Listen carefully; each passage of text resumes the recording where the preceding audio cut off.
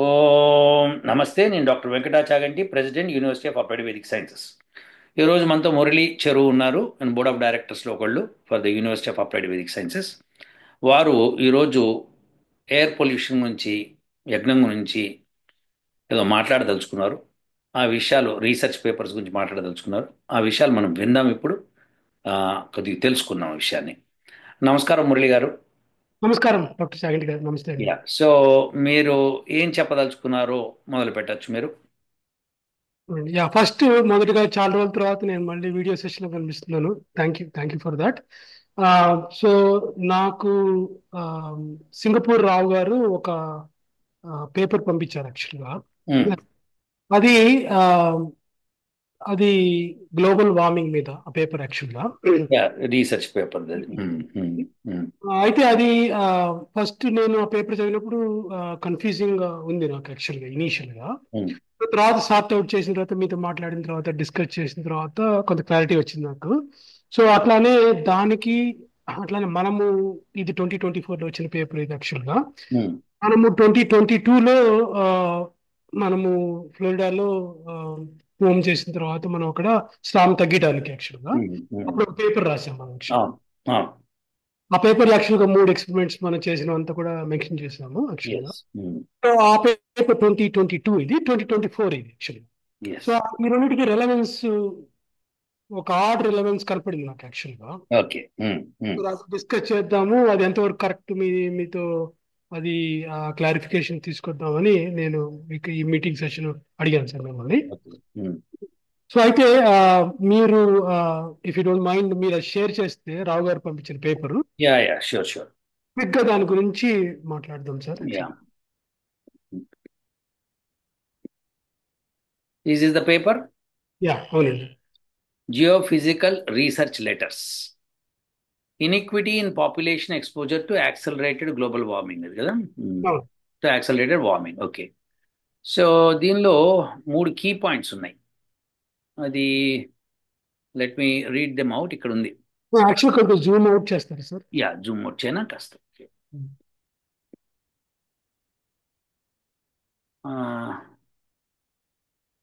కనిపిస్తోంది ఇప్పుడు. ఓకే. ఇంకాస్త చేయనా.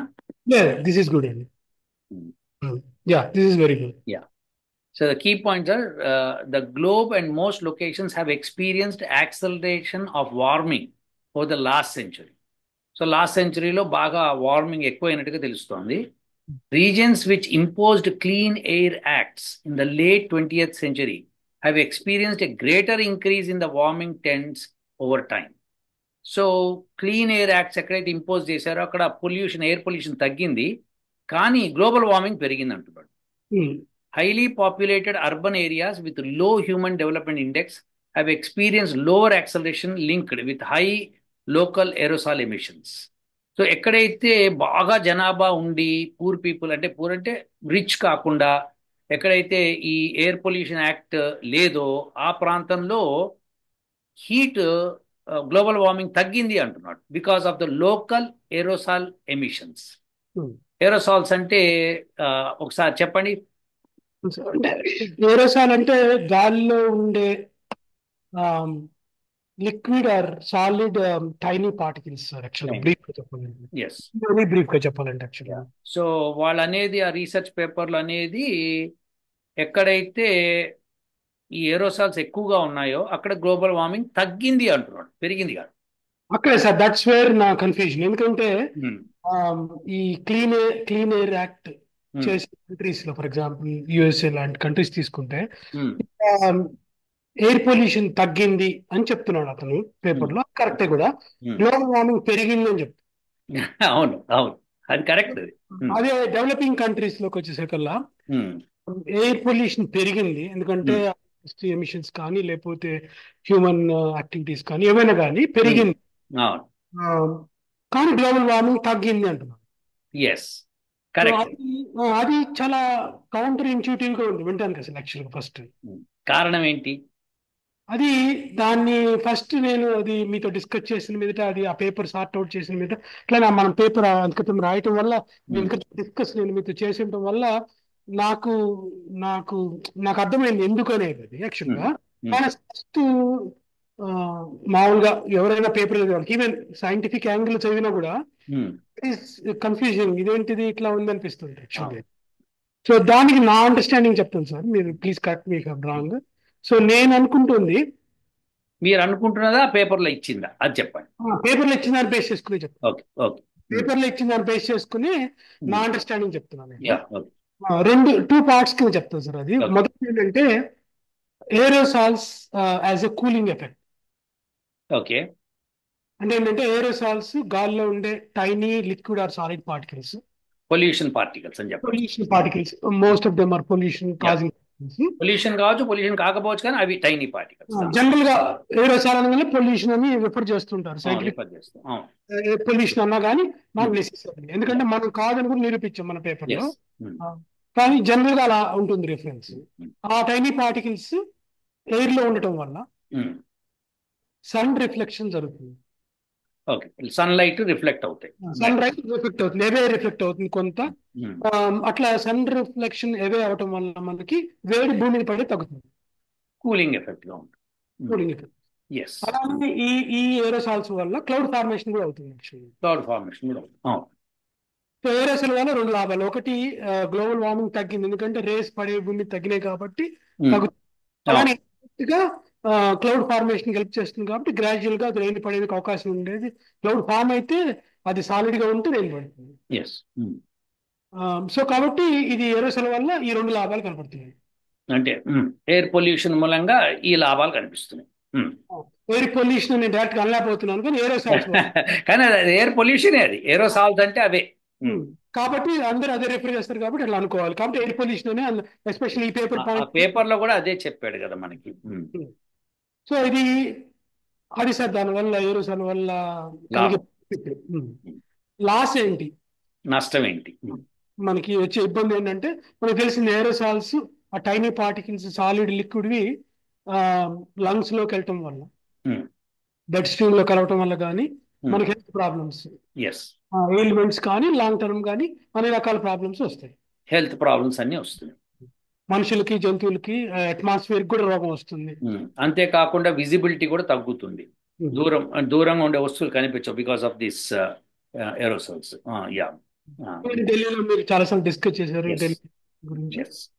అయితే అది ప్రాబ్లం ఏరోసాల్ వల్ల. సో అయితే ఏరోసాల్ ఉండాలా వద్దా, ఉంటేనే లాభం పడుతుంది. గ్లోబల్ వార్మింగ్ అనేది అవసరం, అది కంట్రోల్ చేయాలి మనము. మరి ఏరోసాల్ ఉంటే పొల్యూషన్ వస్తుంది. ఏరోసాల్ మనమేమో ఏరోసాల్ ఉండకూడదు, తీసేస్తున్నాం, మన యజ్ఞం ద్వారా తీసేస్తున్నాం అని చెప్తున్నాం మనం. అది that's another aspect. But what I'm trying to say is that aerosol ఉంటే మంచిది ఒక రకంగా.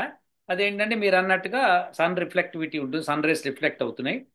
రెండోది క్లౌడ్ ఫార్మేషన్ పనికి వస్తున్నాయి. కానీ ఆ ఏరోసాల్స్ ఉండడం మూలంగా హెల్త్ బాగా ఎఫెక్ట్ అయింది. సో దేర్ఫోర్ హెల్త్ని మనం కాపాడుకుందామా, గ్లోబల్ వార్మింగ్ తగ్గించడానికి ప్రయత్నం చేద్దామా, ఏది కరెక్ట్? రెండు కావాలి. దట్స్ కరెక్ట్ అండి మురళి గారు, బాగా చెప్పారు. మనకి హెల్త్ ఇంప్రూవ్ అవ్వాలి, at the same time global warming తగ్గాలి. అయితే ఇప్పుడు క్లీన్ ఎయిర్ యాక్ట్ ప్రకారం చూస్తే అదైనా జరుగుతుంది, ఇదైనా జరుగుతుంది, రెండు జరగవు. ఇదైనా జరుగుతుంది, అదైనా జరుగుతుంది, రెండు జరగదు. Yes, for sure. ఇంకా చెప్పాలంటే డెవలపింగ్ కంట్రీస్ చేసే పొల్యూషన్ వల్ల ఓవరాల్ గా తగ్గుతుంది, అది లేకపోతే గ్లోబల్ వార్మింగ్ ఇంకా పెరిగి ఉండేది వాళ్ళకి. బాగా చెప్పారు. So developing countries like India is actually doing good to the world అనమాట. అవునా, ఒక రకంగా. కానీ వాళ్ళు సఫర్ అయిపోతున్నారుగా. అవును, చైనా, ఇండియా అదే వాళ్ళు అడుగుతున్నారు, అందువల్ల ఫండ్స్ పెంచమని అడుగుతున్నారు, అందుకని. So but all in all, మరి మనం పేపర్ రాసాం 2022లో. రాసినప్పుడు మనము ఈ ఏరోసాల్స్ గురించే మాట్లాడాము. అయితే మనం మాట్లాడిన aerosols green aerosols or eco friendly aerosols, అవి ఆ పేపర్లో ఆల్రెడీ డిస్కస్ చేసాము. అలానే మనము పొల్యూషన్ తగ్గించామని ఒక పేపర్ రాసాము, స్టార్మ్ ఇంటెన్సిటీ కూడా తగ్గించాము. యజ్ఞ అనేది ఒక core base line platform framework, అది ఆ ఫ్రేమ్వర్క్ వాడి స్టార్మ్ రిడక్షన్ చేయొచ్చు, లేకపోతే ఎయిర్ పొల్యూషన్ కంట్రోల్ చేయొచ్చు, అనావృష్టిని నివారించవచ్చు. ఇంకా చెప్పాలంటే అట్మాస్ఫియర్ బ్యాలెన్స్ తీసుకురావటం, అట్మాస్ఫియర్ ఆటోమేటిక్ ఇవన్నీ జరిగిపోతాయి అనే కోర్ ఫ్రేమ్వర్క్ మీరు చాలాసార్లు మాట్లాడారు ఈ ఫ్రేమ్వర్క్ గురించి. అదే మన పేపర్లో కూడా రాసాం యాక్చువల్గా. yes. ఇప్పుడు నా క్వశ్చన్ ఏంటంటే అది ఎలాగా జరిగింది అంటే ఏంటంటే ఇప్పుడు ఈ కౌంటర్ ఇంట్యూటివ్ ఈ రెండు థింగ్స్ ని ఒక యజ్ఞంతోనే రెండింటిని వన్ షార్ట్ టూ బర్డ్స్ లాగా ఎలా Yes, చేయగలము అనేది మీరు ఎక్స్ప్లెయిన్ చేస్తే బాగుంటుంది sir. I'll do that. So మనకి కావాల్సింది ఏంటంటే ఏరోసెల్స్ కావాలి కానీ వద్దు. సో కావాలి ఎట్లుండాలంటే మనకి అది మనని ప్రొటెక్ట్ చేస్తూ ఉండాలి, అట్ ద సేమ్ టైం మనకు హామ్ చేయకూడదు. సో గ్లోబల్ వార్మింగ్ తగ్గించాలి కానీ మన హెల్త్కి ఎఫెక్ట్ కాకూడదు. సో ఇప్పుడు మురళి గారు మీరు చెప్పండి, జనరల్గా యజ్ఞం చేసినప్పుడు ఈకో ఫ్రెండ్లీ పార్టికల్స్ ప్రొడ్యూస్ అవుతుంది. అవును ఇవి ఏం చేస్తాయి చెప్పండి కాస్త. సార్ ఫస్ట్ థింగ్ ఏంటంటే అవి అవి ఏరోసాల్సే బై నేచర్ అంటే అవి కూడా టైనీ, అవి సాలిడ్ లిక్విడ్ ఉంటుంది, అవి కూడా చిన్న ఏరోసాల్స్ అనొచ్చు వాటిని కూడా.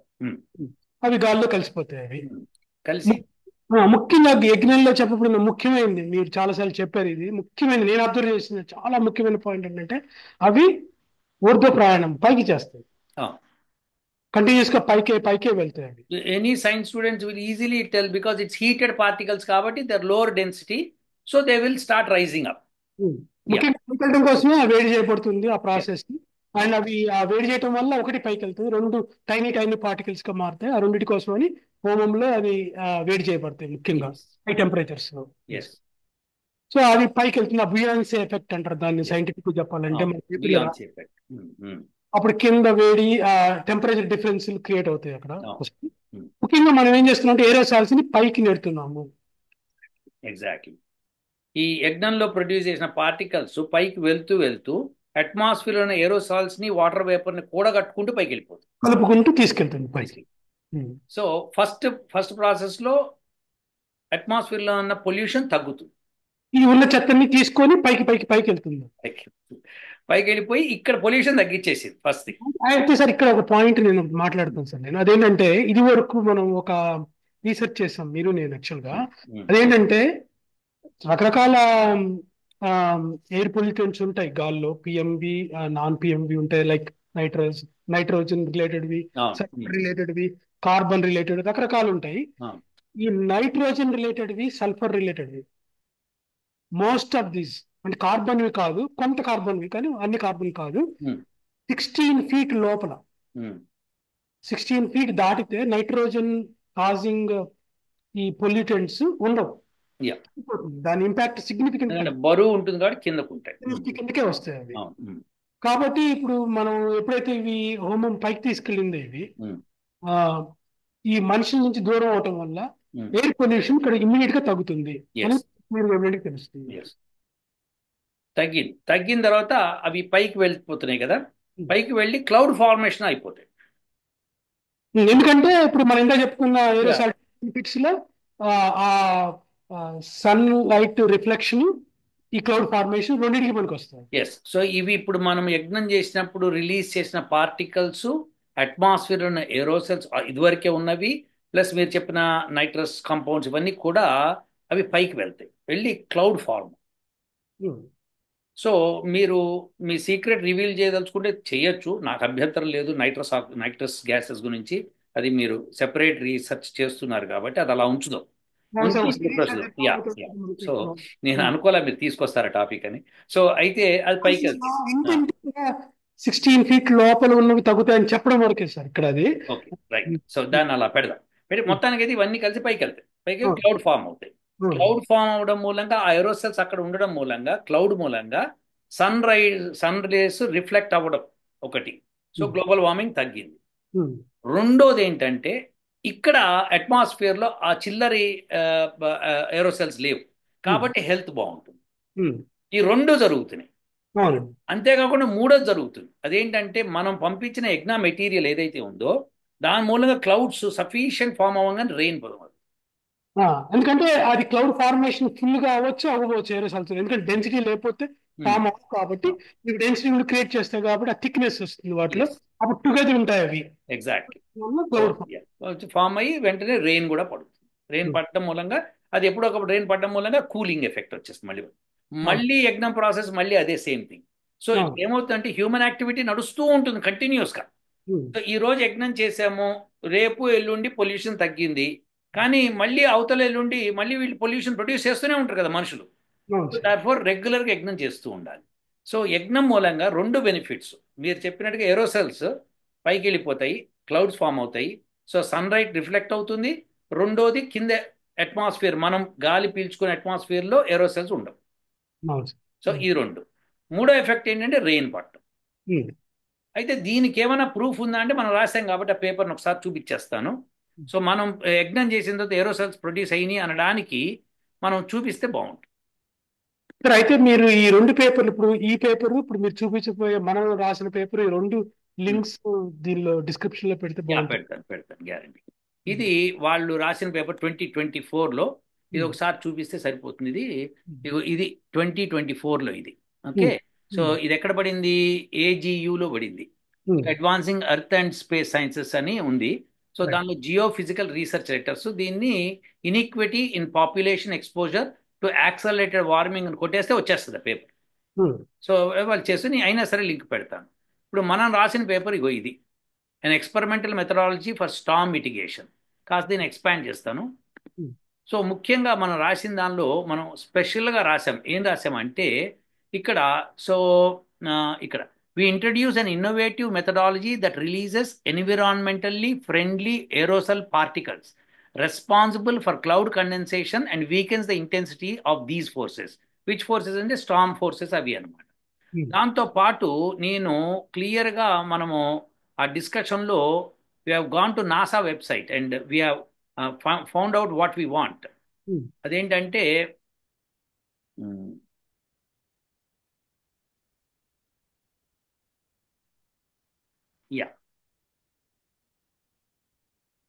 ఇదిగోండి, ఎక్స్పెరిమెంట్ 1 ఒకటి, అది March 17 చేసాము. ఎక్స్పెరిమెంట్ 2 June 19 చేసాము. Experiment 3 July 5th and 6th చేసాము. ఈ మూడు కూడా స్టార్మ్ టార్నడోస్, స్టార్మ్ గురించి మాట్లాడాము. ఇది experiment.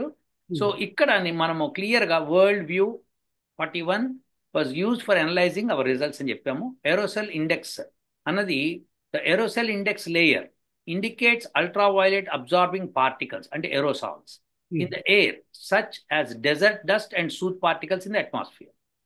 So it is related to both the thickness of the aerosol layer located in the atmosphere and to the height of the layer. The measurement of the unitless range from 0 to 50 and the aerosol index measures unitless range from 0 to 5.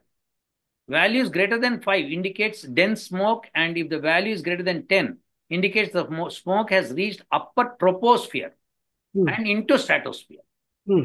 Okay, this parameter is used to check the increase in aerosols in the atmosphere. This is bottom line. So aerosol index anadi atmosphere lo aerosols increase ayina decrease ayina anadi. అంటే sir ఈ number 5 to 10 అని రాశారు కదా అక్కడ మీరు, larger the number far away from human beings అనుకోవచ్చా? కాదు, greater the number of particles. Greater the number of particles. So మనం ఇది ఇక్కడ క్లిక్ చేస్తే అది వస్తుంది, మీకు ఆ లింక్ ఇస్తాను నేను. సో ఇది ఇప్పుడు దానిలో ఇది ఎక్స్పెరిమెంట్ 1లో అయితే దానిలో ఈ టేబుల్ ఇచ్చాను ఇక్కడ మీకు. ఆ టేబుల్లో మనము March 17 చేసినప్పుడు 1.4 to 1.425 మధ్యలో ఉండింది aerosol index, UV aerosol index. ఇది ఉత్తి ఏరోసెల్ ఇండెక్స్, రెండే ఉంటాయి అనమాట. యువి రేస్ రిఫ్లెక్ట్ చేసేవి, మామూలుగా రిఫ్లెక్ట్ చేసేవి. So 1.5 to 1.525. సో ఇది వరకు 16th March అన్నోన్ అండ్ 0.5 కంటే తక్కువ ఉండింది. వెరాజ్ మనం యజ్ఞం చేసిన తర్వాత ఇలా పెరిగింది. తర్వాత 18th March అన్నోన్, అంటే వాళ్ళు రికార్డ్ చేయలేకపోయారు because it might not be in that location satellite. So that was the thing. So ఇప్పుడు ఏంటంటే ఈ రెండిట్లో ఒకటైతే 0.5 కంటే తక్కువ ఉందని చూపిస్తుంది కాబట్టి దానికి మనం 1.5 to 1.525. సో మనం యజ్ఞం చేసాము ఆ రోజున అన్నదానికి ప్రూఫ్ అది. ఇంక్రీజ్ అయింది, ఇంక్రీజ్ ఏరోసెల్ ఇండెక్స్ ఇండెక్స్. అది ఇప్పుడు గమ్మత్ ఏంటంటే క్లౌడ్ పైన ఉంటుంది, ఇది ఎప్పుడు గుర్తుపెట్టుకోవాలి మనం. ఇక్కడ అట్మాస్ఫియర్ లో ఉండదు. సో క్లౌడ్ పైన థిక్నెస్ తో ఉంటున్నాం.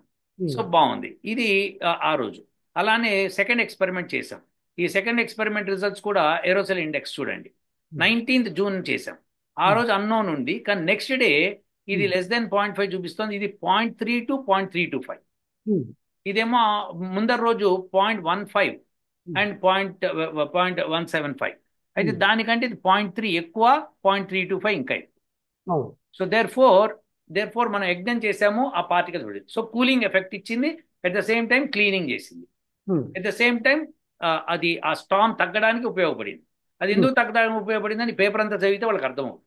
అవును సో సార్. మనం ముఖ్యంగా చెప్పదలుచుకుంది ఏంటంటే, యజ్ఞం మూలంగా మనము ఏం చేస్తే ఏం రిజల్ట్స్ వచ్చింది. సో ఇది third one 5th and 6th July చేసాము. 5th జూలై సాయంకాలము, 6th జూలై మార్నింగ్ చేసాం మనం. అందులో రాసాం పేపర్లో. సో చూడండి 6th జూలై చూడండి 0.250, 0.275 పెరిగింది లెస్ దెన్ 0 నుంచి. అట్లానే 0.40 and 0.425. సో అయితే లెస్ దెన్ 0 ఉంటుందా ఇండెక్స్ అంటే ఉంటుంది. ఏ పార్టికల్స్ అయితే రిఫ్లెక్ట్ చేయవో సన్లైట్ ని అవి నెగిటివ్ లో ఉంటాయి, ఏవైతే రిఫ్లెక్ట్ చేయగలవో పాజిటివ్ లో ఉంటాయి. సో దేర్ ఫోర్ ఇక్కడ మీరు క్లియర్ ఇండికేషన్ దట్ యజ్ఞం మూలంగా ఏరోసాల్ ఇండెక్స్ పెరిగింది, నంబర్ 1.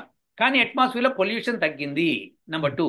దేర్ ఫోర్ ఆటోమేటిక్ గా గ్లోబల్ వార్మింగ్ తగ్గింది బికాస్ ఆఫ్ ది ఇండెక్స్ పెరిగిన మూలంగా. At the same time pollution తగ్గింది. సో ఇది మనము స్పష్టంగా ఇచ్చాము. అయితే ఇది ఇచ్చింది, ఈ డేటా ఉంది అనే దానికి ప్రూఫ్ కూడా కింద ఫిగర్స్ లో ఇచ్చాము, లింక్ కూడా ఇచ్చాము. వాళ్ళు వెళ్తే ఆ లింక్ కి తెలుస్తుంది ఎలా ఉందని. సో దేర్ ఫోర్ మనం యజ్ఞం చేయడం మూలంగా ఎన్ని బెనిఫిట్స్ ఉన్నాయంటే, ఫస్ట్ అట్మాస్ఫియర్ లో క్లీనింగ్ జరుగుతుంది. ఆ ఏరోసన్ తీసుకెళ్లి పైన క్లౌడ్ మీద కూర్చోబెడుతుంది. So therefore reflectivity, sun reflectivity as it is గా ఉంటూ ఇంకా చక్కగా ఎక్కువగా రిఫ్లెక్ట్ చేస్తుంది. తర్వాత గ్లోబల్ వార్మింగ్ తగ్గుతోంది. తర్వాత రెయిన్స్ కావాల్సినవి పడుతున్నాయి. తర్వాత మంచి మెటీరియల్స్ అన్ని భూమిలోకి వస్తున్నాయి. సో ఇన్ని బెనిఫిట్స్ యజ్ఞం మూలంగా ఉన్నాయని ఇప్పుడు ఎంత క్లారిటీగా 2024లో వాళ్ళు చేసిన రీసెర్చ్ మూలంగా తెలుస్తోంది మనకి. మనం చేసిన రీసెర్చ్ తర్వాత వాళ్ళు చేశారు. మనం ఆల్రెడీ చెప్పాం ఏరోసెల్ ఇండెక్స్ పెరగాలి, పెరిగితేనే మంచిది అని చెప్పుకొచ్చాము, అదే ఉంది. అవును సార్. అయితే ఇప్పుడు మీరు చెప్పింది సమ్మరైజ్ చేయాలంటే నేను చెప్పండి. అందరికి అంటే నాన్ టెక్నికల్ వేలో కొద్దిగా టెక్నాలజీ కొద్దిగా మాట్లాడు, లేమన్ భాష లేమన్కి అర్థమయ్యేలాగా చెప్పాలంటే ఈ యజ్ఞం వల్ల మనము ఈకో ఫ్రెండ్లీ గ్రీన్ ఏరోసాల్స్ ని ప్రొడ్యూస్ చేశాము. అది నెంబర్ 1 పాయింట్ నాకు అర్థమైంది. రెండోది ఏంటంటే ఇవి హైగ్రోస్కోపిక్ ఇన్ నేచర్. హైగ్రోస్కోపిక్ అంటే ఏంటంటే అవి అఫ్కోర్స్ అన్ని ఏరోసాల్స్ హైగ్రోస్కోపిక్ బై ఇది, అందులో వాటర్ వేపర్ ఉంటుంది కాబట్టి ఆ వాటర్ వేపర్ క్లౌడ్ ఫార్మేషన్ పనికి వస్తుంది. ఎక్కువగా అబ్జార్బ్ చేసుకుంటుంది హ్యూమిడిటీని. సో అవి యజ్ఞంలో వచ్చే పార్టికల్స్, వాటిని అక్కడ మనం ఆ పేపర్లో ప్రజెంట్ చేసాం కూడా. ఏ మెటీరియల్స్ ఏమిటి అని సైంటిఫిక్ జర్నల్స్ లో వాళ్ళు ఆల్రెడీ రీసెర్చ్ చేసి ఉన్నారు, ఏ మెటీరియల్స్ ఆర్గానిక్ మెటీరియల్స్ ఎట్లా ప్రొడ్యూస్ చేస్తాయని. సో మనం వేసిన ఆర్గానిక్ మెటీరియల్స్ ఏవైతే ఉన్నాయో వాటిని తీసుకొని రిఫరెన్స్ ఇచ్చాం. అందువల్ల మీరు ఇదివరకు మనం డిస్కస్ చేసాం అదేంటంటే ఇది ఒక స్పాంజ్ లాగా పీల్చుకుంటుంది, ఎక్కువ తక్కువని అడ్జస్ట్ చేస్తుంది. అందువల్ల అది ఎక్కువ ఉంటే తగ్గియటం, తక్కువ ఉంటే ఎక్కువ చేయగలం కనుక మనం తుఫాన్ని తగ్గగలము, వర్షాన్ని తగ్గగలము, ఎందుకంటే ఆ కుషన్ ఎఫెక్ట్ వల్ల. అది కాదు. ఇంకో కీ పాయింట్ మనం ఇప్పుడు మాట్లాడాము, బుయాన్సీ మన పేపర్ లో ఉంది. అదేంటంటే ఈ ఏరోసాల్స్ అన్ని పైకి నెట్టుకుంటూ వెళ్తుంది క్లౌడ్ మీదకి. క్లౌడ్స్ అంటే మనకి 1 కిలోమీటర్ నుంచి 12 కిలోమీటర్స్ హై వరకు ఉంటాయి. మరి ఆ లొకేషన్ బట్టి, క్లౌడ్ డెన్సిటీని బట్టి మరి అది 1 కిలోమీటరా 12 కిలోమీటర్ల ఏది తీసుకున్నా కానీ హ్యూమన్ నుంచి ఏవో వెళ్తుంది కాబట్టి ఎయిర్ పొల్యూషన్ అయితే ఇమీడియట్ తగ్గిపోతుంది. కాదు, మీరు 2 ఇండికేటర్స్, కీ పెర్ఫార్మెన్స్ ఇండికేటర్స్ తీసుకున్నారు మెజర్ చేయడానికి మన సక్సెస్ రేట్ ని. నాసా వాళ్ళ పారామీటర్స్ అవి మనం కావు కాబట్టి ఈజీ. వాళ్ళ పారామీటర్స్ లో మనం మాట్లాడితే మన సక్సెస్ ఈజీగా చెప్పొచ్చు. ఒకటి ఏంటంటే ఏరోసాల్ ఇండెక్స్, అది ఏరోసాల్ ఎంత కాన్సన్ట్రేషన్ లో ఉంది, అట్లాగే వర్టికల్ డిస్ట్రిబ్యూషన్ ఎంత ఉందో చెప్తుంది. అది ఆ వర్టికల్ డిస్ట్రిబ్యూషన్ బట్టి, కాన్సన్ట్రేషన్ బట్టి మనము ఏరోసాల్ ని ఇంట్రడ్యూస్ చేసామా లేదా అట్మాస్ఫియర్ లోకి అని తెలిసిపోతుంది. అట్లానే రెడ్యూస్డ్ ఎఫెక్టివ్ క్లౌడ్ రేడియస్, ఆ క్లౌడ్ రేడియస్ గురించి కూడా మాట్లాడడం. అయితే అది స్టామ్ కి పనికి వస్తుంది అనుకోండి, కాబట్టి అది పెద్ద స్టామ్ అనేది సెకండరీ సబ్జెక్ట్ కాబట్టి ఇది ప్రైమరీ సబ్జెక్ట్ ఇది.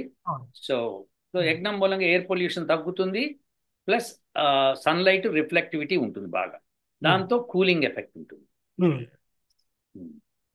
కరెక్ట్. అయితే సార్ ఇప్పుడు మీరు ఇదివరకు కూడా మనం చాలాసార్లు before you go to the question, I want to show the audience, I mean చూసేవాళ్ళ వ్యూవర్స్ కి ఒకసారి ఆ పేపరు మనం ప్రొడ్యూస్ చేసింది ఒకసారి ఇక్కడ దాని హెడ్ లైన్స్ చూపిస్తే బాగుంటుంది. ఇక్కడ ఇచ్చింది and experimental methodology for storm mitigation Venkata Chaganti and Muralikrishna చెరువు. సో ఇది ఎక్కడ ఏ రోజు ప్రొడ్యూస్ చేసాము? ఇది 2022 అట్మాస్ఫిరిక్ అండ్ క్లైమేటిక్ సైన్సెస్. ఇది so this is what it is. ఇప్పుడు చెప్పండి మురళి గారు, మీరు ఏమంటున్నారు? సార్ అయితే ఇప్పుడు మనం ఇదివరకు కూడా డిస్కస్ చేసాం, అంటే ఇంద్రుడు 300 ఎద్దులు తిన్నాడా అని ఒక అవును. ఎద్దు అని అంటుంటారు, బయట వాళ్ళకి తెలీదు అది యాక్చువల్ గా మేఘం అన్న పర్వతం అన్న ఎద్దుకి మూడిటికి వృష అంటే మేఘం అని వస్తుంది, వృషభము అని వస్తుంది. మనకి తెలుసు కూడా, మనం ఒకసారి మీరు ఒక ఆర్టికల్ చూపించారు ఏంటంటే ఎప్పుడైతే రైనింగ్ క్లౌడ్స్ ఉంటాయో వాటి మీద కొమ్ముల్లాగా 2 ఎద్దు కొమ్ముల్లాగా ఉంటాయని. ఎక్కువ కొమ్ము చిన్న కొమ్ము ఉంటుంది, అదే దాన్ని వృష అన్నారు, అందుకని దాని వృష అని పేరు వచ్చింది. అందులో కూడా ఇప్పుడు చూస్తే మేఘము పైనుంచి మనకి ఆ పేపర్ ఎవరైనా చూడొచ్చు, మన సెషన్ అందులో మనం డిస్కస్ చేసాం. అది ఇంద్రుడు పైనుంచి, మేఘము పైనుంచి ఎక్కడైతే కొమ్ములు మొలుస్తాయో పై వైపు నుంచి ఇంద్రుడు వజ్రాయుధంతో చేయడం వల్ల కింద వైపు నుంచి వర్షం పడుతుంది అని చెప్పాను. ఇప్పుడు నా క్వశ్చన్ ఏంటంటే, ఇప్పుడు ఈ ఏరోసాల్స్ అన్ని క్లౌడ్ మీదకి వెళ్తాయని చెప్తున్నాడు కదా, అట్లా మీదకి వెళ్ళి అక్కడ ఫామ్ అవుతాయా? అందువల్ల ఇంద్రుడు పైనుంచి వజ్రాయుధంతో యుద్ధం చేస్తాడు. అది ఇంకో story. Let's not mix up with this discussion. ఎందుకంటే అందరికీ అర్థం కావడానికి ఒక పాయింట్ ఆఫ్ వ్యూ. ఇప్పుడు అది కంప్లీట్ రీసెర్చ్, మీ రీసెర్చ్ మీరు లీక్ చేసుకుంటున్నారు, మీ ఇష్టం ఆ పైన. సో ఇప్పుడు ఏరోసెల్స్ పైకి వెళ్తున్నాయంటే పైన పైన పైన ఫామ్ అవ్వకుంటూ పోతాయి. అంటే క్లౌడ్ ఫామ్ అయ్యేటప్పుడు కింద నుంచి పై దాకా ఫామ్ అవుతాయి. సో వీటన్నిటి మూలంగా రిఫ్లెక్టివిటీ వస్తుంది అనమాట. ఫస్ట్ మళ్ళీ ఇంద్రుడు దాని గురించి మాట్లాడదాము అంటే నాకేం అభ్యంతరం, మళ్ళీ మీరు లీక్ చేసినట్టు అవుతుంది, ఎందుకంటే పేపర్ పబ్లికేషన్కి వెళ్తోంది కాబట్టి. అంటే నా ఇంటెంట్ ఏంటంటే అందుకని చేశాడా అని అనుకోవచ్చింది సార్. అఫ్ కోర్స్ ఇది అవుట్ ఆఫ్ టాపిక్ అని, బట్ అది గుర్తొచ్చింది సార్ నాకు యాక్చువల్గా, ఎందుకన్నాడు అనే విషయం మీద. అది ఎందుకంటే దానికి మనం కొంత డిస్కస్ చేసాము. Let's not leak it out now. So present అయితే ఈ పేపర్ ఏదైతే రావు గారు పంపించారో అది 2024లో పబ్లిష్ అయిన పేపర్లు, మనం 2022లో పబ్లిష్ చేసాము. మనం క్లియర్ గా చెప్పాము ఏరోసాల్ ఇండెక్స్ ఉండాలి, ఉంటేనే ఇది ఈ విధంగా అవుతుందని చెప్పి రాసాము. అదే విషయాన్ని 2024లో వీళ్ళు రాశారు.